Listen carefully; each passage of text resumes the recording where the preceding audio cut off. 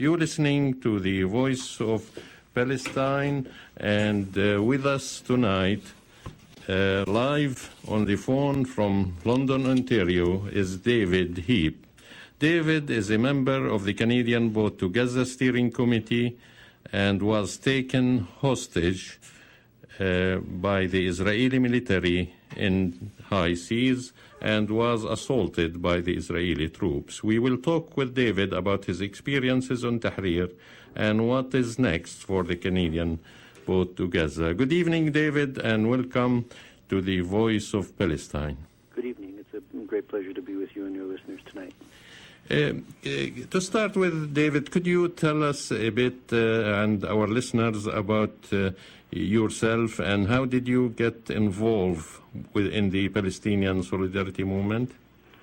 Well, I've been involved in the peace and solidarity movements of different kinds for a long time, and our group in London, People for Peace London, actually came together around the Iraq invasion, but then, of course, we responded to other acts of aggression like the last invasion of Lebanon and the slaughter in Jenin, and then most recently we were protesting the cast lead operation. At that time, a group of us thought that protesting in the streets wasn't enough, and we occupied, inspired by the Jewish women who occupied the Israeli consulate in Toronto, we occupied a Conservative Member of Parliament's office here in London because we felt that the Conservative government were acting like, and they still act like, arms of Israeli Hezbollah. And then the same group of us participated, who got a group from London to go on the Gaza Freedom March on the one-year anniversary of the cast lead assault. And we came out of that energized, knowing that we had to do more. We had to keep the issue of the blockade of Gaza in the public eye as much as possible. So at the time of the attack on the Mavi Marmara, when we were in the street protesting, as people were across Canada, the people from the community came to us and said, not could we or would it be possible to have a Canadian boat to Gaza? They said to us, when will there be a Canadian boat to Gaza? So we took that as a sign that we better get a campaign going. And so from that time, from June 2010, I was involved in the campaign. You know, that we knew we had to raise a large sum of money, more than most of us had ever been involved in raising before. But we were able to do that, and we became part of the International Freedom Flotilla Coalition. It took us a bit longer than we planned, but by the spring we were able to have a boat in Greece ready to go. As you listeners probably know, we weren't successful in sailing in July, though we got a few miles out of port in Greece. But we persisted. We decided that this was not something that we had a commitment to the Palestinians of Gaza that was more important than all of these obstacles. Could you tell us a bit about your experience in Greece? Greece was a combination of frustrating and exhilarating.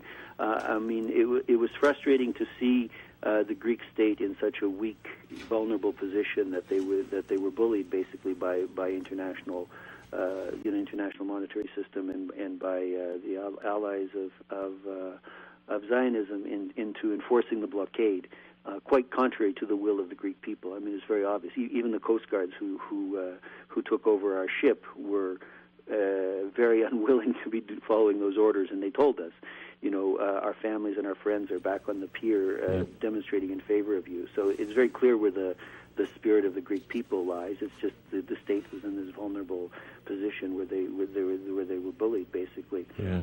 So that was frustrating and frankly sad to see the current Greek government betray what is actually quite a good history from the Greek from Greece supporting Palestinian liberation causes over the years. Mm-hmm. But it was also very empowering to see both the many groups that came together to take part in the Canadian Boat to Gaza and our international partners. We had Australians, Belgians, Danes, Germans and others involved in our boat, and then the international coalition of all the other boats, which I was involved in some of the coordination with in Greece. And though most of us were frustrated that we couldn't get out of port, we also realized that this was, in fact, a sign of power, that you had here a coalition of civil society groups, with no state infrastructure, with no permanent organizations involved. And we had not just the might of the Israeli military, but this sort of international state power arrayed against us. So there must be something very frightening about unarmed civilians if you have to have this level of force and international powers arrayed to try to stop us. Yeah.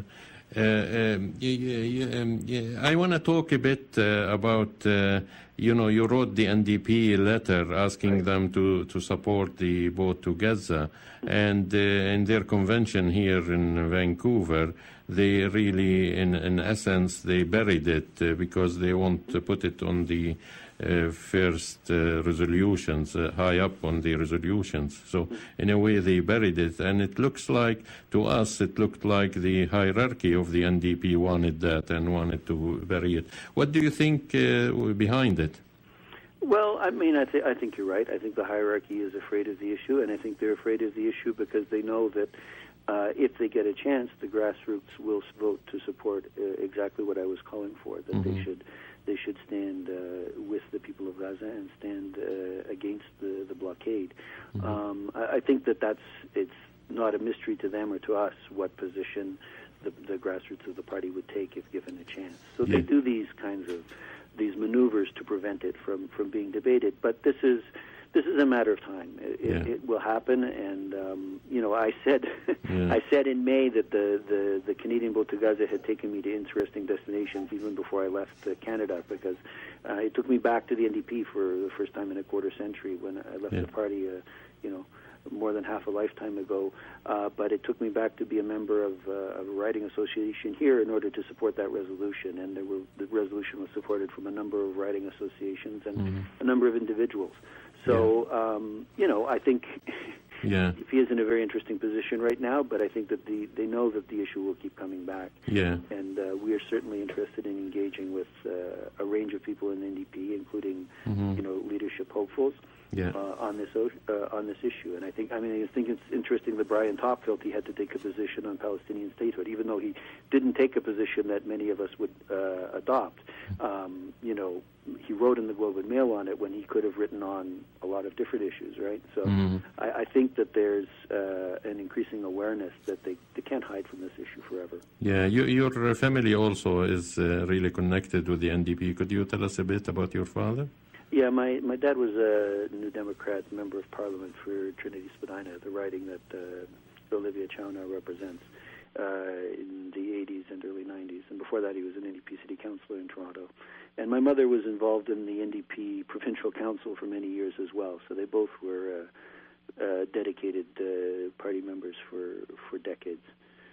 So basically, you're saying there is hope. Frankly, I lost hope myself. Yeah, I wouldn't. I don't pin any of my hopes on politicians. Yeah. This kind of civil society movement, we say that when the leaders don't lead, the people have to lead, and eventually the leaders figure out and follow. And I include in that the NDP. So I don't think that, I'm not saying that tomorrow they're going to see the light and turn around. But if there was if there's no sign of hope, then there'd be no reason to continue working.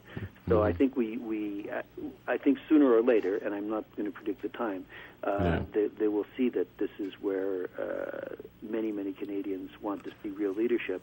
And I think the other sad thing about it is that they're afraid of the politicians in general, right? Politicians who are in office or politicians who want to be in office are afraid of the issue of Palestine, as I said. They're afraid of getting labeled and getting smeared and so forth. But the fact is, in purely electoral terms, there's a lot to be gained because there's an increasing electorate who's looking, I think, for leadership on the area of human rights in Palestine. And, the electorate that's going to vote for the Zionist lobby is already sewn up. They're not going to leave the two old line parties. And we know how they're going to vote. They're not going to suddenly say, the NDP is soft on Israel, we'll go there. So I don't think even in, pure leaving principles aside for the moment, purely electoralist terms, I don't think there's a lot for the NDP to gain by sort of mimicking the Liberals and Conservatives on this. I think there would be a significant amount to gain for taking, like I say, a fresh new position with some leadership on the issue. But and as you said, their constituency is basically are pro-Palestinian in general, or pro-human rights. I think you don't even have to be pro-Palestinian. You simply have to be pro-human rights. That's true. And take a fair, open-minded approach to it. And I think that they could do that. and as I say, pick up some support for simply being principled and fair-minded about it. Yeah, and for sure, I'm not sure if they read what the Zionists say about them, but all they have to do is Google it. I think they're blind not to support the human rights of the Palestinian or oppressed people anywhere in the world if they claim to be the Progressive Party and the left on the Canadian scene. I'd like to go back to the recent experience as a hopeful sign, and again, I'm not going to pin a lot of hopes on politicians because I believe much more in civil society than on politicians. But just recently, the Canadian Parliamentary Association, Canadian Friendship Association for Parliamentarians for Palestine, I'm not sure exactly what it's called, was reconvened for the first time in a few years under the chair of Libby Davis. So, of course, we still have the Irwin Kotlers there observing to make sure that they know what's going on. Yeah. But, even in the current climate with the current government, there is interest from a number of New Democrats, including the New Caucus from Quebec, and a few Liberals. So there's interest in this issue among parliamentarians. I think we have to engage with that, but we have to not put our hopes on politicians. We have to. That's true. Keep our eye on the prize, which is civil society. Yeah, that's true. I agree with you. Can we go back to your experience on the boat in Tahrir, that sailed, I believe, in November 4th? We sailed on the 2nd from Fethiye in southern Turkey. Yeah. Our listed destination when we left was a port in Greece, and then we had a change of course once we were in international waters, and we set our course on Gaza. And that was the point when we began our prepared media campaign, because we had kept the departure quiet before leaving Turkey so as to avoid putting the Turkish state in an awkward position of, officially countenancing our departure, right? So they just allowed a boat, a private pleasure craft, a couple of private pleasure craft leave the port bound for another port, sort of thing, right? So there was the Canadian boat, the Tahrir, and the Irish boat, the Sirsha, leaving at the same time. And we sailed together for a little over 2 days towards Gaza, which in itself is an achievement. I mean, we got out of port despite the forces that were arrayed against us in July. We crossed the eastern Mediterranean. We had, on the Tahrir, we had multiple journalists. We had a press journalist from Al-Masri Al-Yum in Cairo. We had Democracy Now! From the U.S. We had Al Jazeera English and Arabic. We had Press TV from the U.K. So there was lots of media going up for the 2 days of our voyage. We arrived in the international waters off Palestinian territorial waters off Gaza on the morning of Friday the 4th. And quite frankly, we were surprised to have made it through the night because, of course, previous flotillas have been attacked in international waters at night. So we were, on our guard all night, but the night went all right. And then we were in the self-declared, what Israel calls their exclusion zone of 100 nautical miles, which, of course, has no basis in international law. But it's their self-declared exclusion zone in the morning of Friday, November 4th. And the image I have from that, of course, this is radio, so you can't show your listeners, but the image I have is of the six of us, the 6 delegates on the Tahrir, one American, one Australian, the 3 Canadians, and a young Palestinian, Majd Kayal from Haifa, under the Palestinian flag over the bow of the Tahrir, heading towards Gaza. And I have to say, I mean, Majd and the Australian Mike, they took turns spelling our captain George at the wheel. And I think the happiest person I remember seeing in my whole life was Majd come from Haifa, a Palestinian sailing a boat under a Palestinian flag towards Gaza. He was one very happy young man. So, I mean, the whole experience was worth it for many, many reasons, but that image will stay with me for a long time. I guess, they came to the boat and they basically arrested you. Could you tell us a bit about the experience? Well, the first thing they do always is they cut communications, right? And this is, I think, what people have to realize is that the Israeli military is most concerned about message control, right? They don't want anybody else to have any media images, any broadcast, any message of any kind, right? So they block the satellite communications, they block the satellite phones, so that they're sure that nobody else is following what's going on. And I think what the world community has to realize about that is, if one is truly comfortable about the legality of what you're doing, you don't have to block the media, right? The only people who have to block the media are people who know that what they're doing is indefensible. Yeah. So even before they approach the boat, they're blocking the media, and so you know that they're about to do something which is indefensible in international law and morally indefensible in the eyes of the world. When they did approach the boat, I mean, they hailed us, and there was long sort of back and forth discussion between Ihab Lotayef and myself on the radio, and them on the radio, and the Sirsha as well. But when they eventually did attack the ship, I mean, they're heavily armed. There were a number of warships. There were gunboats and Zodiacs full of heavily armed commandos, and then these boats with extendable lifts and so forth. So they cut through the netting and they jump on board. They had created a slipping hazard themselves by spraying the decks with water. So in fact, the second commando on the deck slipped and fell because they had created a hazardous. I mean, it was a small boat. We'd cut power, so it was tossing around in the sea, and it was frankly dangerous, right? But they had created the danger themselves. Yeah, it's good they didn't sue you for that. Yeah, but of course they never want to admit that they're out of control of anything. Of course, the myth of the invincible IDF is in control of everything. So they come on, weapons drawn. We're standing there, a bunch of civilians who they know are not going to offer any sort of violent resistance. But Ihab and I were in the wheelhouse with George, our captain, and George Klontzis, our Greek captain. And they, guns drawn, order us to back off. They said to me, back off 5 meters. And I said, 5 meters would take me out over the sea. You can't be serious, right? And they, back off. And then they say to me, back off or we'll electrocute you. And then they pull out their taser and they apply the taser to my arm. I was fortunate. We were all wearing life jackets, big styrofoam life jackets, so they couldn't touch my chest, which was very fortunate.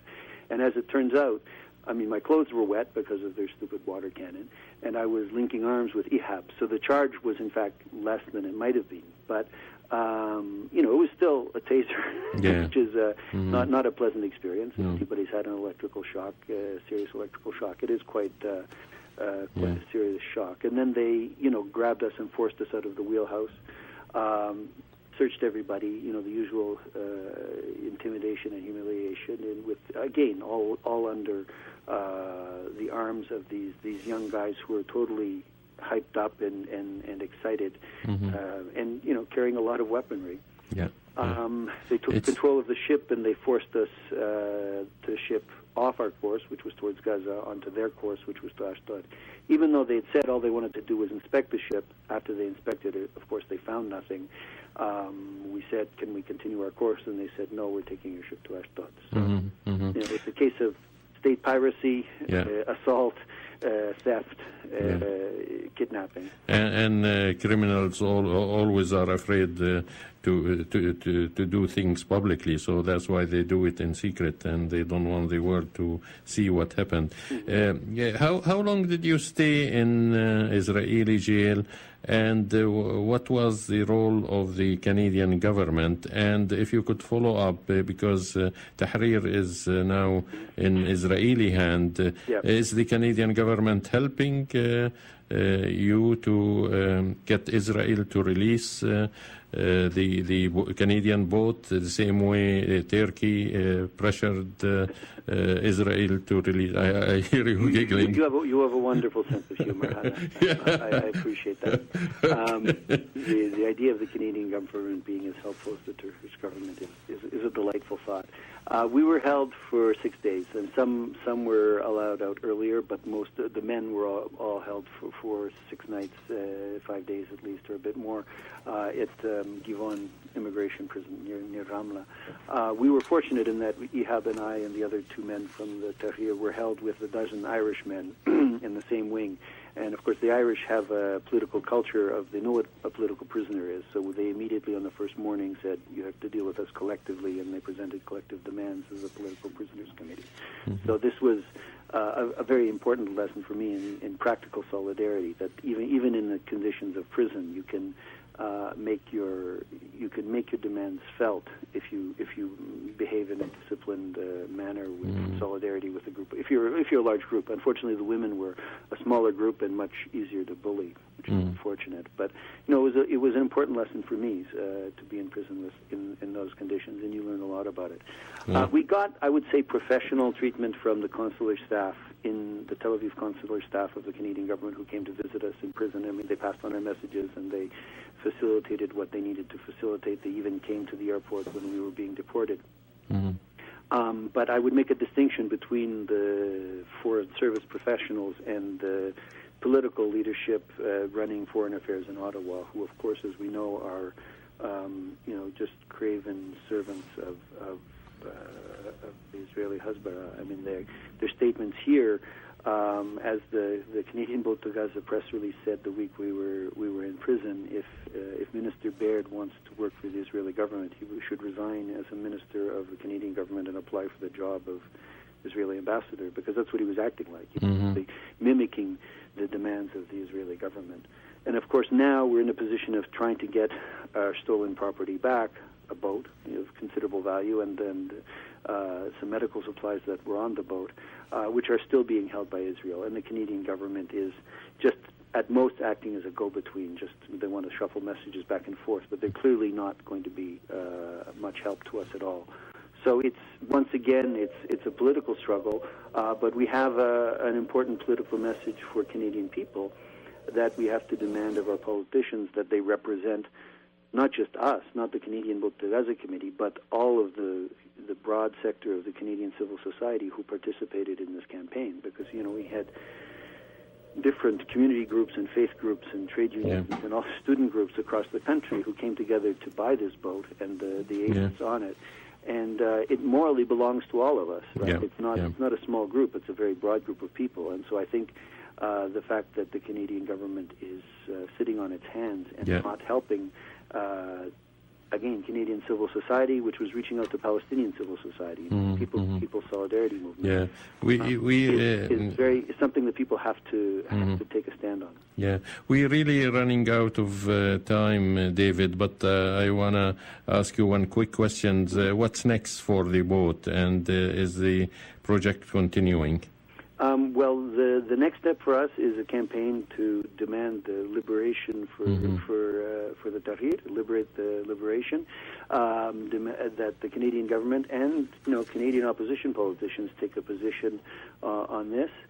We continue to be in contact with our international flotilla partners. We hope there will be more waves of freedom towards Palestine, towards Gaza, and so we will take a role in those. But our focus will be on getting Canadians to mobilize around this crime, which is a crime not against us, but against the Palestinians of Gaza, against the people who are already suffering under a crime, which is the blockade. So it's to continue the focus on how the Canadian government is complicit in the crime of the blockade of the Palestinians of Gaza. Yeah, and just to let our listeners know that they charge you for entering Israel illegally, didn't they?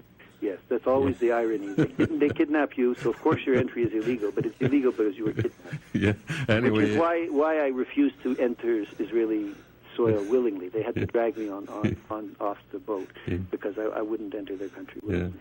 Anyway, I really thank you, David, for talking to us, and keep up the good work. And we hope to talk to you soon. The time just, went so fast. And we thank you. Have a good night. Thank you. Yeah, we were talking with